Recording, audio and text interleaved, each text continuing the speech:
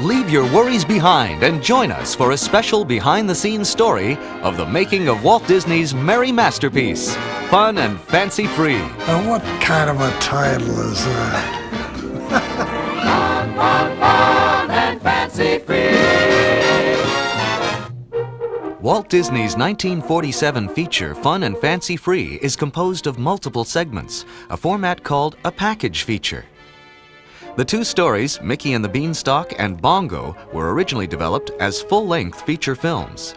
Here's the behind-the-scenes story of how they were paired up to create a fun and fancy-free feature. Walt had been building and building and building on his success. Each film a stepping stone, starting with Snow White, moving on Pinocchio, and then the incredible experiment of Fantasia, and then Dumbo and Bambi. To keep his successful film series going, Walt Disney was constantly on the lookout for stories to bring to the screen. We were going to do Jack and the Beanstalk, only make a feature out of it. Disney was certainly familiar with the classic fairy tale of Jack and the Beanstalk. He had used the well-known story as the basis for a 1922 silent cartoon produced by his Laugh-O-Gram film company in Kansas City. Unfortunately, no prints of this film are known to exist. In 1933, he revisited the tale in Giantland, a short with Mickey Mouse assuming the role of Jack.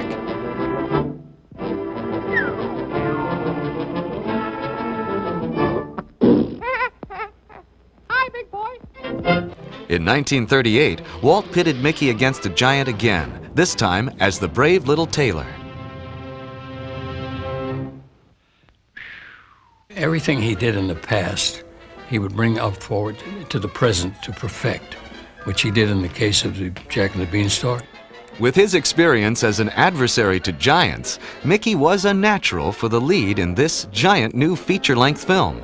His co-stars would be Donald Duck and Goofy. It gave a feature film appearance to Mickey and Donald and Goofy. Now, these were worldwide stars, you know, great cartoon stars known everywhere, but they were known for their short subjects. Mickey had finally broken into feature films in Fantasia, but it was never really considered that they would carry a feature film until this one came along. Development of Mickey and the Beanstalk as a full-length feature began on May 2, 1940. During that year, Walt Disney and several of his key storymen developed many of the ideas that would be contained in the finished film. The growth of the beanstalk while Mickey, Donald, and Goofy are asleep. The gags at the giant's dinner table. And the role of the singing harp. At this same meeting, the suggestion was also made to use Foulfellow and Gideon from Pinocchio as the phonies who swindle Mickey out of his cow. A wooden boy. Since they don't appear in the final version, just who does Mickey trade his cow to in exchange for magic beans? What do you mean, beans? Here is the answer, in a never-before-seen sequence developed in 1940, but dropped when the story was tightened for Fun and Fancy Free. Come forward, please. Your Majesty. What errand brings you here? Well, Your Honor, Your Majesty, it's about this cow. For me? Oh, thank you, sir. How very generous of you. Well, Oh, but my good man, I couldn't think of taking your cow. Such generosity must not go unrewarded. Let me see. Oh, yes, here, a family heirloom, one of the last. But really, what's in it?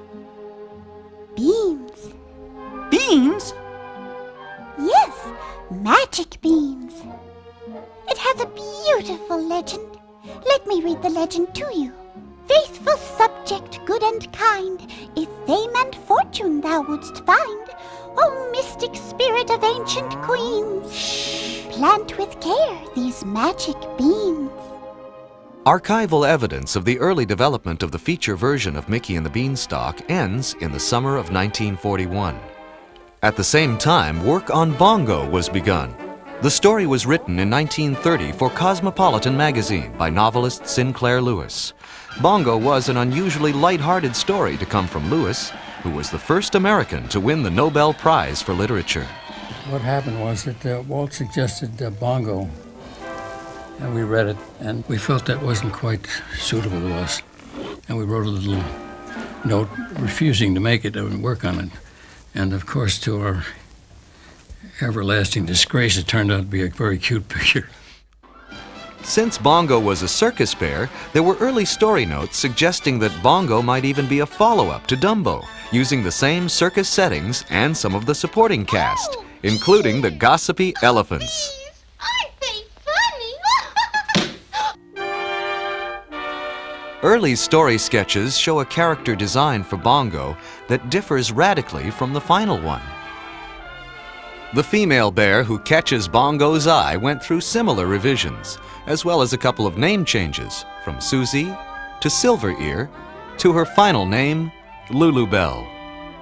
Bongo's nemesis, Lumpjaw, was always a big hulking brute, but in some early designs he wore street clothes. In these early sketches, a few extra characters were present. Bongo had a chimpanzee for a valet, first named Beverly, then Chimpy.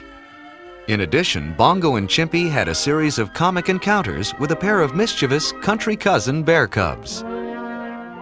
A partially completed script of Bongo was delivered on Monday, December 8, 1941, the day after the attack on Pearl Harbor. Just as Bongo and Mickey and the Beanstalk were at the height of their development, the world changed. And then along came World War II, which did several things. First, it cut off the European market, which was a big source of income for the studio. Secondly, it took a lot of the artists and drafted them, so they lost a lot of their talent.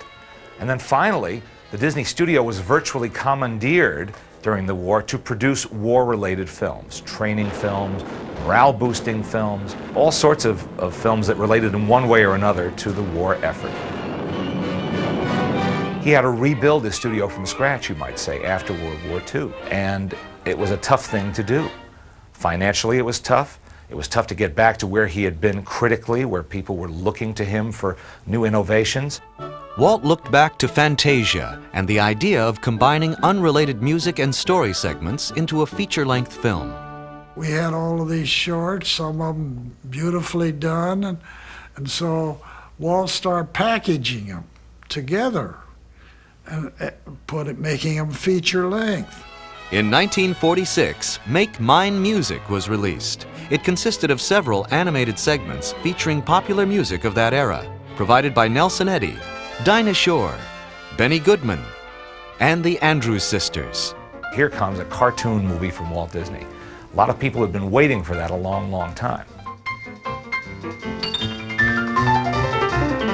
With the end of the war, Walt revived Mickey and the Beanstalk for his first and most famous star, and decided to pair it with Bongo.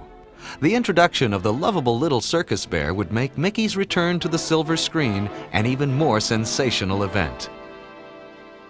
Since his debut, Mickey Mouse's voice had been provided by his creator, Walt Disney. He still speaks for me, and I still speak for him. In Steamboat Willie, in addition to speaking for Mickey, I also supplied a few sound effects for Minnie, his girlfriend.